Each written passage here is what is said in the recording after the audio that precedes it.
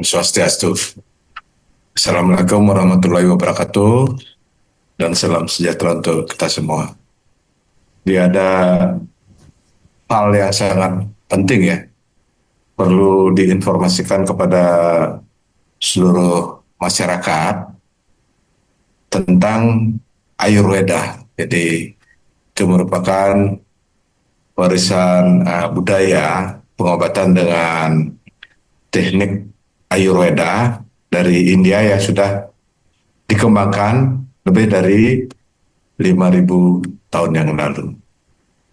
Tentu budaya hidup sehat ini disebarkan melalui aktivitas budaya dan perdagangan dari India, kemudian ke Asia Barat, Asia Selatan, Asia Timur, dan Asia Tengah. Jadi perkembangan Ayurveda ini demikian sangat kuat ya, karena banyak orang yang disembuhkan dengan teknik-tekniknya. Nah, karena ini belum begitu menyebar dengan baik, khususnya di Indonesia, tapi secara praktik sudah dilakukan dalam budaya jamu. Jadi tentu kita melihat prosesnya dulu secara keilmuan dan pengalaman-pengalaman di lapangan.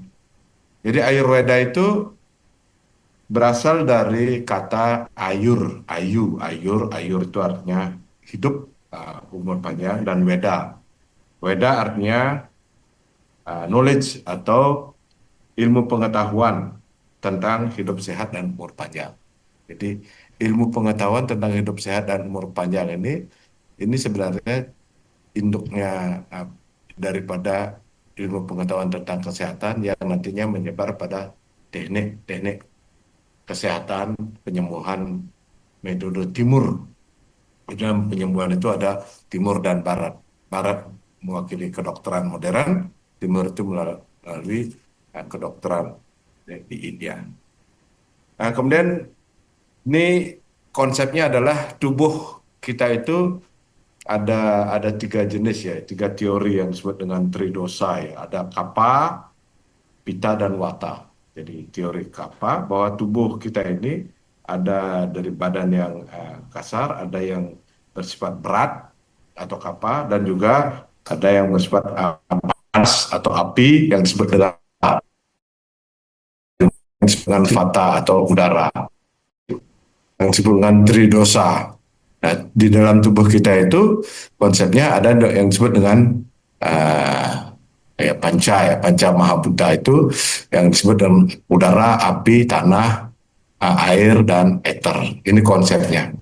Nah, tentu tipe-tipe orang itu memiliki sifatnya dia apakah Kapha, Pitta, atau Vata. Nah, di sini konsepnya keseimbangan daripada Kapha, tanah dan air, atau Pitta, api dan air, udara atau Vata itu yang menjaga kesehatan. Tentu misalnya tubuhnya dia agak gemuk, dia itu tentu Kapha, atau tulang-tulangnya dia besar misalnya, dia itu Pitta misalnya, dia itu cepat dia pergerakannya, emosional, tidak tidak bisa panas begitu, dia Pitta.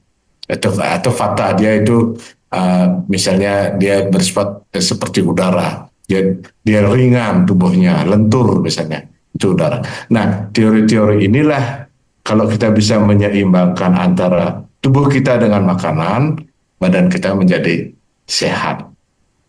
Nah, untuk menyeimbangkan itu tentu ada dengan tanaman obat ya, atau herbal yang berkembang nanti di Indonesia namanya jamu, kalau di Jepang namanya kampoyaku. Kemudian ada lagi dengan teknik pijat, menggunakan minyak herbal, yoga, atau meditasi, dan juga menggunakan diet sehat. Nah, ada konsep yang disebut dengan kitchen medicine, yaitu obat-obat itu sudah ada di dapur, yaitu berupa makanan, rempah, minyak, dan herbal. Jadi teori-teori tentang tridosa itu, Kapha, Pitta, dan Vata itu adalah basic daripada tubuh kita untuk membutuhkan jenis-jenis makanan yang cocok pada kita. Tujuan daripada Ayurveda adalah mendapatkan kesehatan yang holistik, jadi kesehatan yang menyeluruh. Kita mendapatkan ketenangan pikiran, relaksasi, keseimbangan, lahir batin yang disebut dengan body, mind, and spirit, dan pertumbuhan spiritual dan kesadaran diri. Pada saat tubuh kita tidak seimbang antara tubuh, pikiran, dan jiwa, kita itu akan sakit. Kemudian ini caranya adalah dengan teknik Ayurveda, yang di bawah daripada Ayurveda itu adalah dengan yoga, meditasi, relaksasi, kemudian kesehatan holistik bisa didapatkan dengan tubuh, pikiran, spirit, dan juga sosial dan lingkungan kita itu mendapatkan suatu kesehatan. Nah, di dalam Ayurveda ada terapi yang disebut dengan pancakarma, yaitu terapi dengan terapi dengan muntah misalnya, karena terlalu banyak toksin itu harus dibuang dengan teknik muntah yang disebut dengan wamana.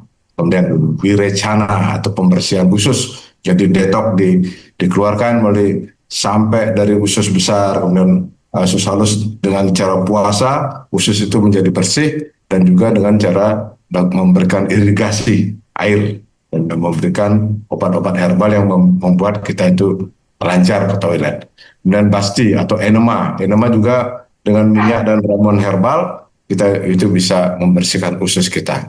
Kemudian pembersihan melalui hidung dengan memberikan minyak atau memberikan juga air, jadi mencuci hidung.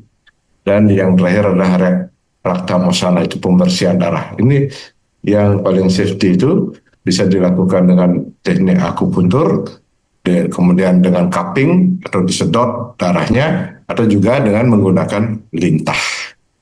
Ini teknik-tekniknya. Nah, kemudian tujuan daripada pancakarma adalah yang pertama mengeluarkan racun tubuh. Jadi racun di dalam tubuh itu karena terlalu banyak dia dikeluarkan. Yang kedua, keseimbangan tubuh bisa menjadi balance, ya, pulih kembali keseimbangannya. Kemudian imun dan imunitasnya meningkat, kemudian energi daripada tubuh kita itu meningkat juga. Kemudian jaringan di dalam tubuh menjadi remaja yang disebut dengan kembali muda, ya, tubuh kita, dan pikiran dan emosi kita menjadi tenang. Ini ada nasya, itu adalah dari hidung, pembersihan hidung, wasti dengan enema atau dari usus, wairacana dengan menggunakan pembersihan usus, kemudian wamana atau muntah, swedana dengan menggunakan uap herbal, abhyanga dengan pijat, dan snehapana itu dengan minum minyak G.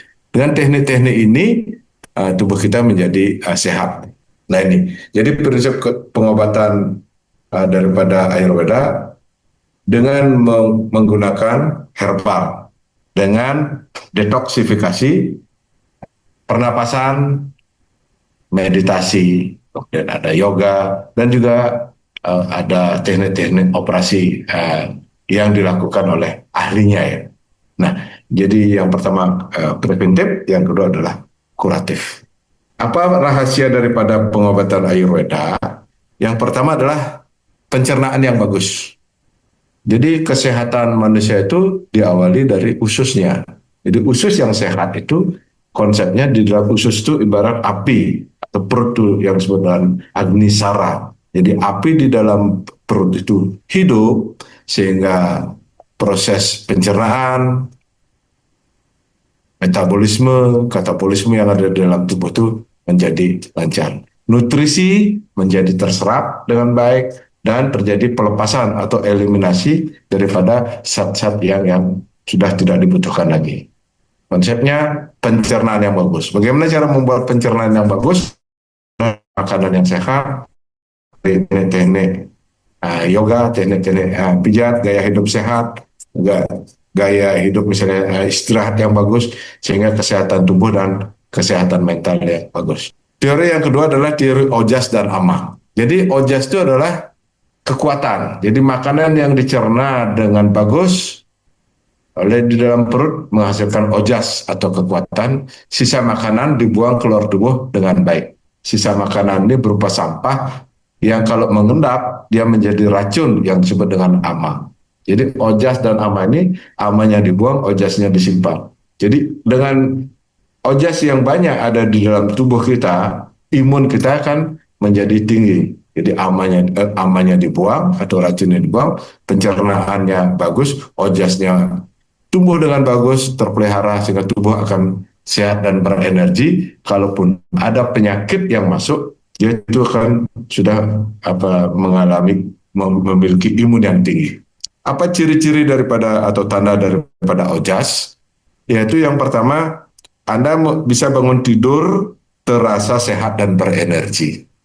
Jadi bangun tidur sehat dan berenergi. Kalau pagi-pagi dilihat lidahnya dijulurkan, jernih dan berwarna pink, tidak putih ya. Ada wajah dan tubuh menjadi glowing, tubuh berenergi, sehari-hari penuh dengan energi. Anda menikmati makan dan tidak banyak makan, tidak kecanduan makan. Pencernaan bagus, tidak kembung, dan tidak lemas. Aroma tubuh normal, pikiran jernih dan damai, jarang sakit dan tidur nyenyak. Ini Anda memiliki ojas. Kenapa? Karena makanan Anda sehat, pikiran Anda sehat, dan gerak badan. Tanda-tanda daripada ama adalah racunnya. Ada tertumpuk racun di dalam tubuh Anda. Yang pertama, Anda bangun tidur, banyak tidur, tapi badan terasa lemas dan capek. Kurang energi. Lidah Anda diselimuti oleh selaput putih, ini perlu dibersihkan. Muka keruh, berjerawat, dan memiliki masalah kulit, serta Anda sering kali kehabisan energi di tengah hari. Tidak suka sayur dan suka makanan sampah. Perut Anda kembung, pencernaan bermasalah, Anda memiliki aroma tubuh yang menyengat. Cemas atau gelisah, mudah marah dan tertekan. Jadi emosi ya. Kemudian mudah terserang penyakit, mudah lelah dan mengantuk. Ini. Jadi Anda harus tahu kalau ada penumpukan itu dimulai dari kesehatan perut di dalam perut dengan makanan banyak istirahat. Jangan menghindari makanan yang manis. Untuk menjaga kesehatan pencernaan, makanan harus seimbang ya. Ini disebut dengan teori 80-20%. Jadi jangan makan terlalu penuh ya. Nah, nutrisi yang seimbang sesuai kebutuhan, melakukan secara reguler puasa atau detox program, kemudian melakukan olahraga, yoga, meditasi, dan olah nafas. Jadi minimum Anda melakukan olahraga 4 kali seminggu, 90 menit atau 60 menit sudah cukup. Anda akan memiliki kebiasaan BAB yang lancar. Konsumsi herbal atau fruit juice secara reguler, konsumsi teh herbal, banyak makanan sayur dan buah, lakukan istirahat yang cukup dan berkualitas, menghindari makanan sampah. Dengan menjaga kesehatan pencernaan, Anda sudah memelihara api di dalam perut. Nah, dewasa ini kita sekarang ada kegemukan, diabetes, kolesterol, lesu, keringat dingin ya, jantung, stroke, emosi, asal makan, dan ketagihan makanan. Ini toksik di dalam tubuh yang harus diwaspadai. Yang kedua adalah malnutrisi atau kurang gizi. Dan yang ketiga ini pembunuh yang tidak terlihat adalah pestisida kimia yang masih beresidu atau masih ada di dalam sayur, buah, dan makanan biji-bijian. Nah, kemudian ada hormon pertumbuhan pada daging, susu, dan telur.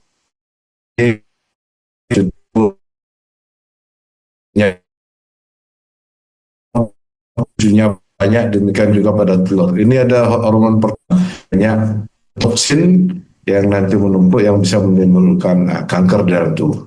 Yang kelima adalah modifikasi genetik tanaman. Jadi tanaman itu biar tahan terhadap penyakit, tahan terhadap zat kimia, dimodifikasi genetiknya.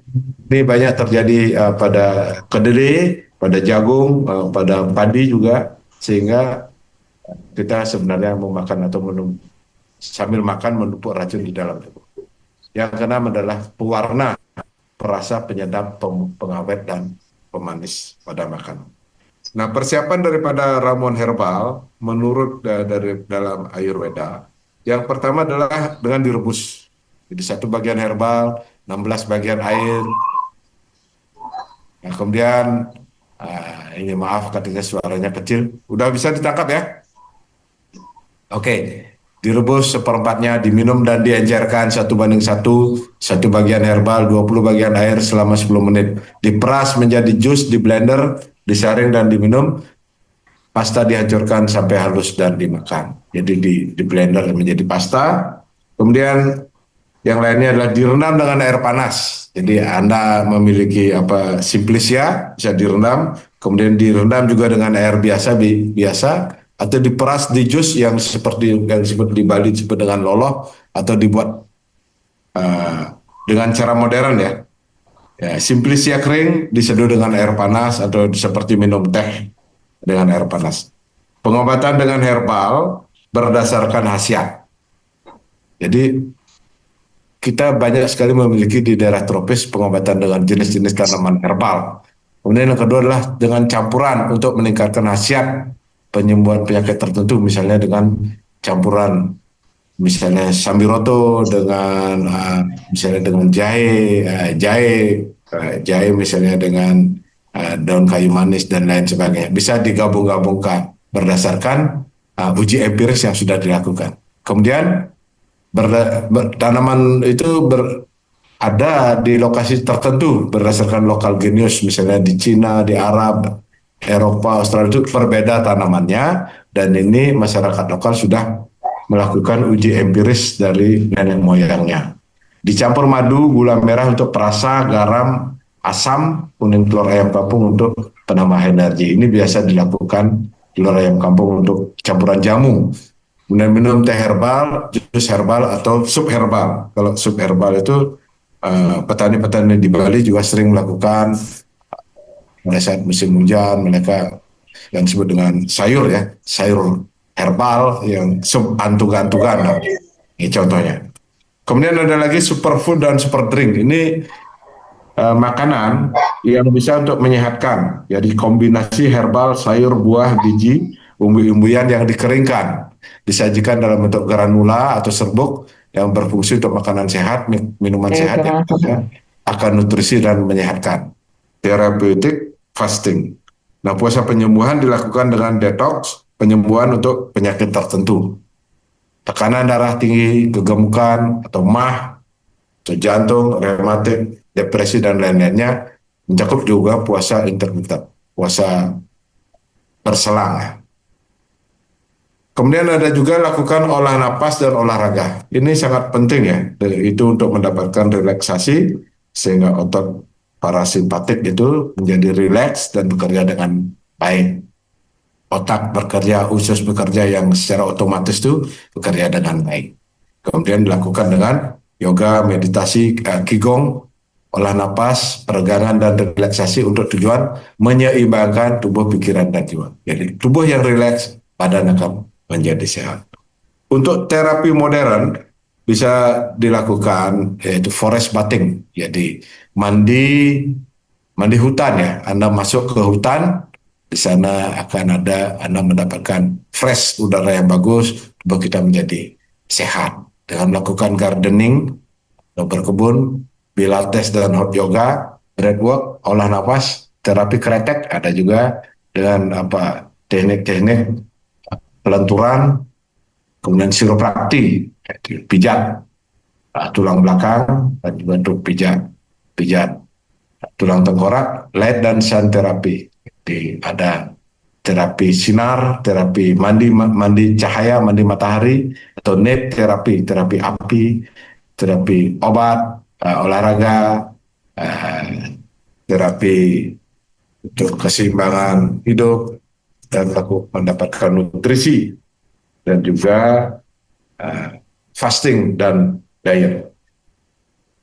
Di sini sangat penting ya dilakukan yang sekarang puasa. Jadi Tujuan daripada puasa itu adalah membuang detox, memberikan rongga, memberikan jeda, istirahat sebentar usus kita sehingga usus kita bisa rileks dan tubuh kita bisa peka terhadap makanan, yaitu intermittent fasting 14 10 16 8 misalnya itu contohnya 14 tidak makan, 10 hanya makan saja. 10 jam maksudnya, 16 jam, 8 jam. Ini bisa dimulai awal dari 12 12 atau kemudian 14 10 atau 16 8. Ini bisa banyak dilakukan untuk tujuan diet.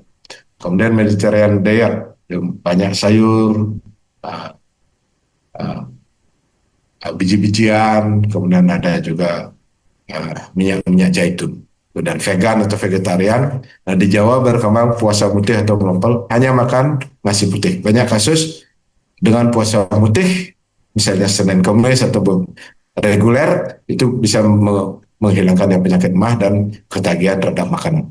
Puasa ubi yang disebut dengan uh, puasa buah saja, puasa ubi saja, pala atau buah atau puasa gula atau mengurangi lemak dan gula. Saya kira demikian untuk sebagai penutup. Yang pertama adalah dalam Sutra Ayurveda dikatakan bahwa makanan adalah obat, obat adalah makanan.